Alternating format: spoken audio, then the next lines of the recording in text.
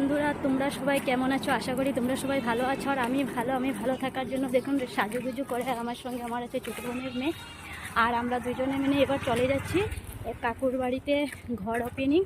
তো ওখানে আজকে ঠাকুরের ভোগ আছে, উপাসনা আছে, তো সব কিছু তোমাদের সঙ্গে শেয়ার করবো। তো চলুন।